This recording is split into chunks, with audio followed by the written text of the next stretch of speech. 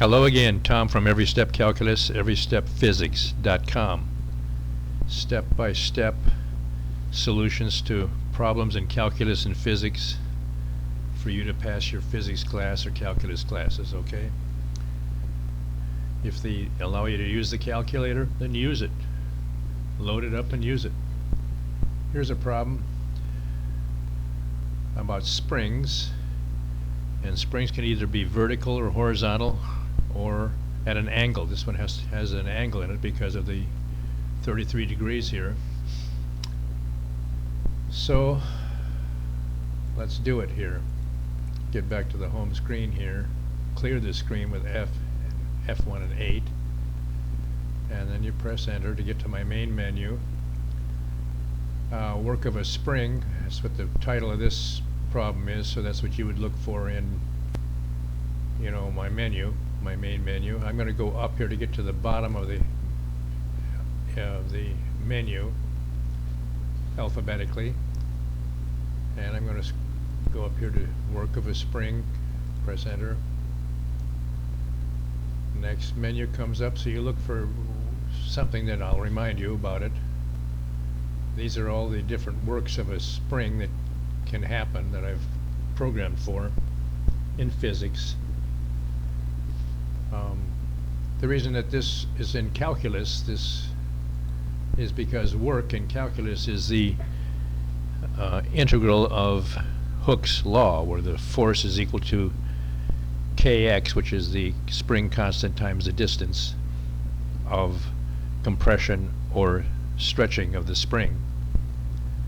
And so when you do the integral of that, you come up with the formula for work. So now that's what they have in calculus things. I try to certainly as extensively programmed in my physics programs, because that's where all the formulas really come for the velocity and the distance up a ramp and down a ramp, and how high the launch of a mass is, etc., etc. So, but this kind of just with the work of a spring for calculus students. Okay, so let's do it. Here's work of a spring here. We're going to choose enter again, and we're not stretching or compressing it right now. We're launching an object because propels a mass. Okay, so that would lead you to believe that they're shooting something or launching something. So let's choose number 2, and it's an angled spring, and here's the different given in different problems. These are the 2 that I've seen so far. This one here with the height wants you to find the spring constant, and so that's in here. And then number 2 is what this problem is about, which is mass and compression of the spring and the angle and the spring constant K. So choose that. Enter the mass. You have to press alpha first before you enter anything in my programs. Alpha 4.9 kilograms. I do, as you might have noticed, all the conversions for you. Problems will mess you up pretty quick with those if you don't convert it right. And so I show you what you've entered. You can change it if you made a mistake. I say it's okay. Now we're going to enter the spring constant, which is alpha 600 Newton meters. All right, that's good. The angle is alpha 33 degrees. Say that's okay. And the amount of the spring compression is alpha 15 centimeters, number 2. I say that's okay. Choose number 1.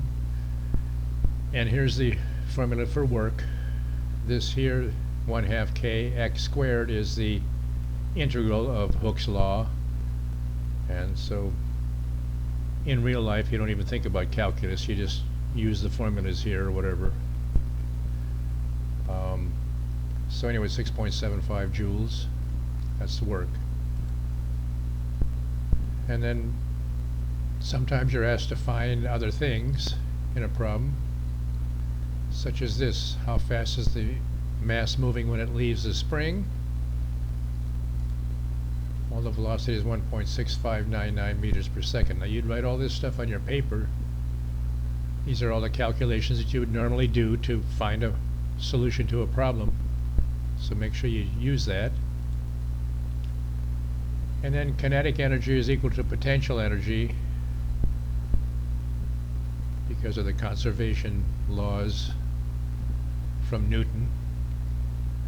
And so kinetic energy is 1/2 mass times velocity squared, and then P is mass times the gravity times height. So we use algebra to isolate the h, height part, and so here's 0.14042 when the height of the mass right when it's shot from the spring. 0.0817, and then this total height is the initial height plus the next height going up to the total height of the mass, which is 0.22212 meters. And the distance the mass moves up the ramp is 0.40783 meters. That's multiplied times the sine of theta. All this stuff is really the right triangle, right hypotenuse and adjacent side and opposite side calculations. And so we found all the aspects of this ramp and the angle of it. We can go new problem and go back to the main menu, whatever, okay? So pretty neat, huh? EveryStepCalculus.com, EveryStepPhysics.com. Problems are all set up like this. Absolutely genius stuff. Let me tell you, I've been doing this for a long time.